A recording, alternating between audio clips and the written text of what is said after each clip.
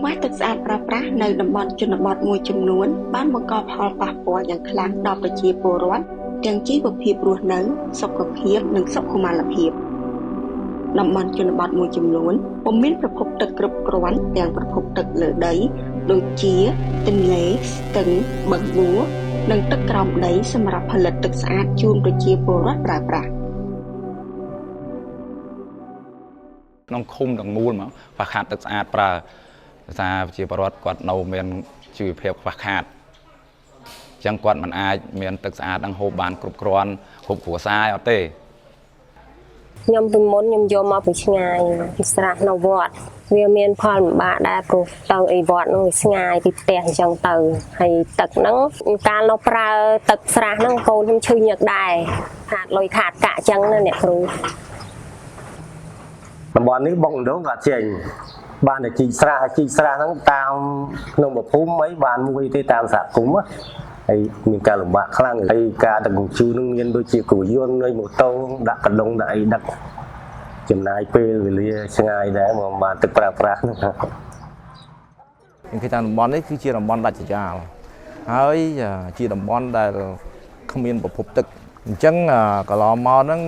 ហើយក៏ដូចជាបច្ចុប្បន្នហ្នឹងប្រជាពលរដ្ឋហ្នឹងគាត់ស្វែងរកប្រភពទឹកដែលមកទទួលទានប្រើប្រាស់រាល់ថ្ងៃហ្នឹងគឺឆ្ងាយបានន័យថាប្រើពេលខ្លះទៅ1ម៉ោងមកវិញ1ម៉ោងអញ្ចឹងតំបន់នេះគឺគ្មានប្រភពទឹកនៅជិតហ្នឹងទេអញ្ចឹងគាត់ទៅយកទឹកពីស្ទឹងពីបឹងនៅខាងលើបាទរដ្ឋាភិបាលតាមរយៈក្រសួងអភិវឌ្ឍជនបទបានសាកល្បងបំពាក់ម៉ាស៊ីនផលិតទឹកស្អាតពីបរិយាកាសសម្រាប់តំបន់ដែលមានបញ្ហាខ្វះខាតប្រភពទឹកចំនួន5ទីតាំងម៉ាស៊ីនផលិតទឹកស្អាតពីបរិយាកាសជាបច្ចេកវិទ្យាថ្មីអាចជួយឲ្យប្រជាពលរដ្ឋនៅតំបន់ដាច់ស្រយាលមានទឹកស្អាតប្រើប្រាស់ការដាក់ឧបករណ៍ផលិតទឹកពីបរិយាកាសនេះបានចូលរួមចំណែកយ៉ាងច្រើនក្នុងការអនុវត្តផែនការយុទ្ធសាស្ត្រជាតិស្តីអំពីការផ្គត់ផ្គង់ទឹកស្អាតនិងអនាម័យនៅជនបទឆ្នាំ2014ដល់2025គឺទី1យើងបានកាត់បន្ថយនៅការប្រើប្រាស់ទឹកដែលមិនស្អាតពីប្រជាពលរដ្ឋទៅជាការប្រើប្រាស់ទឹកស្អាតរបស់ប្រជាពលរដ្ឋនៅតំបន់ជនបទទី2ក៏ចូលរួមចំណែកក្នុងការកាត់បន្ថយភាពក្រីក្រមានការរស់នៅប្រកបដោយសុខដុមរមណីយកម្មរស់នៅប្រកបដោយសុខភាពល្អតាមរយៈនៃការផ្ដល់ការផ្គត់ផ្គង់ទឹកស្អាតនិងអនាម័យដល់បងប្អូនប្រជាពលរដ្ឋយើងនៅតំបន់ជនបទWe understand about the need of water in certain areas. There are villages that they don't have access to clean water, right, during dry season. And we understand about the government's strategy to provide access to water, safe water, in our effort to support the government's, strategy. So this is also part of our effort to support the government's. ចំណាប់អារម្មណ៍ពេលឃើញគម្រោងនឹងរបងមកនឹកឃើញសប្បាយចិត្តដែរដោយសារប្រជាពលរដ្ឋនៅក្នុងសហគមន៍ខ្ញុំបានទឹកស្អាតប្រើប្រាស់ហើយគេឆ្ងល់គេសួរយ៉ាងធ្វើស្អីគេខ្ញុំថាផលិតទឹកគេសួរយកទឹកពីណាខ្ញុំថាមិនទាន់ច្បាស់ទេចាំមើលគេធ្វើឲ្យសិនព្រោះអីគេអត់ឃើញបុកដងទេចាខ្ញុំថាក្នុងការរំពឹងទុករបស់ខ្ញុំអាចថាទឹកនេះវាល្អជាងអាទឹកគេធ្វើលក់នោះព្រោះវាចេញមកពីអីគេពីលើមេឃចឹងមកក្នុងចិត្តខ្ញុំអាចធូរថ្លៃជាងបោះដែលគេដឹកមក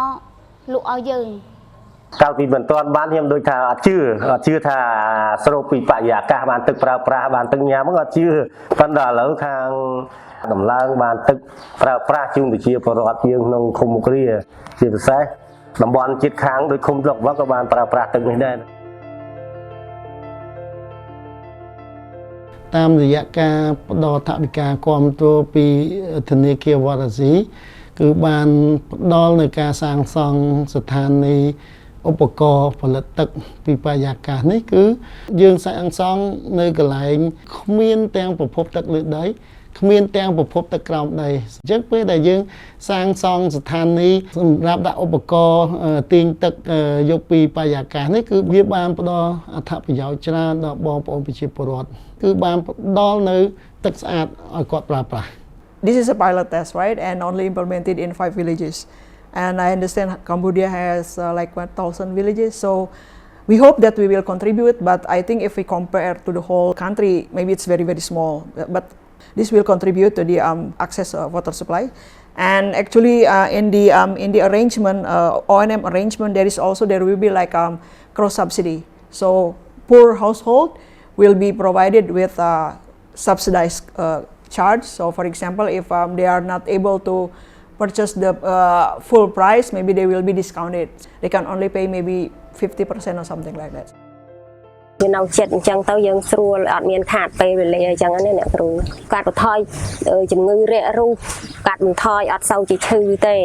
ដូចខ្ញុំអីមានជាតិអាស៊ីតជាតិអីហ្នឹងវាកាត់បន្ថយទៅខ្ញុំវាធូរវាអត់សូវឈឺដូចមុនអញ្ចឹងណាអ្នកគ្រូជួយចំណេញថវិកាដោយថាมันខាតពេលវេលារស់ស៊ីតាំងពីប្រើទឹកហ្នឹងមកគុណភាពខ្ពស់គុណភាពទឹកហ្នឹងស្អាតហ្មងអត់មានធំក្លិនអីទេអ្នកគ្រូខ្ញុំប្រើហូបជាប្រចាំថ្ងៃខ្ញុំប្រើមួយកដុងហ្នឹងចំណាយអស់ 2000 តម្លៃទឹកនឹងសមរម្យអ្នកគ្រូយើងអាចទទួលយកបានមិនថ្លៃទេយើងក៏គិតអំពីបញ្ហាប្រឈមដែរទាមទារឲ្យមានការគ្រប់គ្រងនិងមានភាពជាម្ចាស់របស់សហគមន៍នឹងត្រូវបកគលស្ថានីយ៍នឹងទៅឲ្យជូនសហគមន៍នឹងអញ្ចឹងយើងមានសហគមន៍របស់យើងសម្រាប់គ្រប់គ្រងបើសិនជាយើងមិនគ្រប់គ្រងយើងមិនថែទាំបានល្អទេគឺវាធ្វើឲ្យស្ថានីយ៍នេះមិនដំណើរការទេដើម្បីឲ្យនិរន្តរភាពយើងត្រូវតែផ្ដល់ទឹកផ្ដល់ដោយគិតកម្រៃសេវាដែរបានតែកម្រៃនេះយើងមានកម្រៃយើងលក់ទឹកឯងគឺកម្រៃយកមកដើម្បីយើងអូនអំបានតែយើងប្រតិបត្តិការនិងថែទាំស្ថានីយ៍នឹងប៉ុណ្្នឹងឯងខ្ញុំជឿថាទស្សនៈរបស់ខ្ញុំប្រជាជនទូទៅក្នុងភូមិគាត់ហូបទឹកនឹងទាំងអស់គ្នាបើអញ្ចឹងបានទឹកនេះគឺគាត់រត់មហោទឹកនេះហើយព្រោះទឹកនោះហូរអត់កើតទេ រដ្ឋបាលឃុំខ្ញុំមួយនេះបានបង្កើតគណៈកម្មការ5រូបទី1ហ្នឹងដើម្បីឲ្យវាគង់វង្សជាប់យូរអង្វែងយើងត្រូវការថែទាំត្រូវការអនាម័យសម្អាតបរិស្ថានជុំវិញនឹងអត់ឲ្យមានមន់ទាគោអីចូលមកអញអីព្រោះអានេះវាស្រុកពីបរិយាកាសការលុបយើងបែងចែកទី1ការសំទុកទីហោថាសំទុកនោះពេលថាម៉ាស៊ីន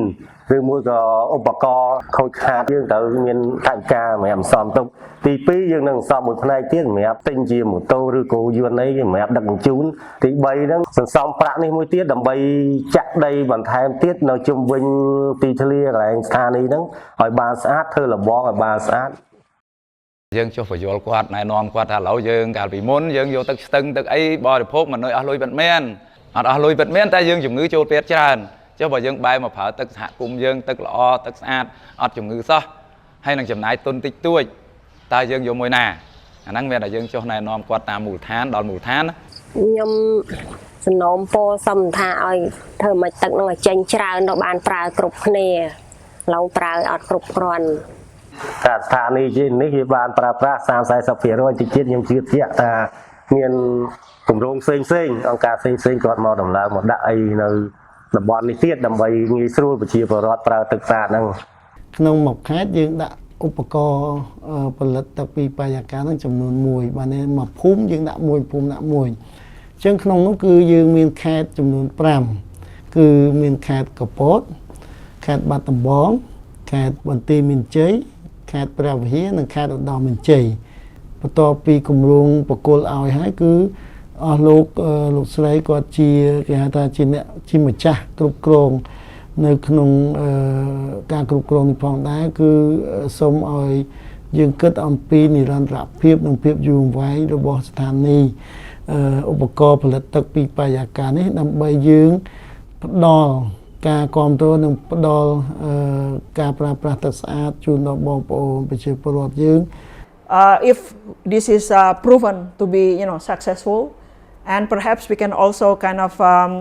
sell this out to other donors that are willing to finance maybe can also involve for example private companies things like that to finance this so I think the opportunity will be high for this to be replicated as long as we can show to others that this is a successful story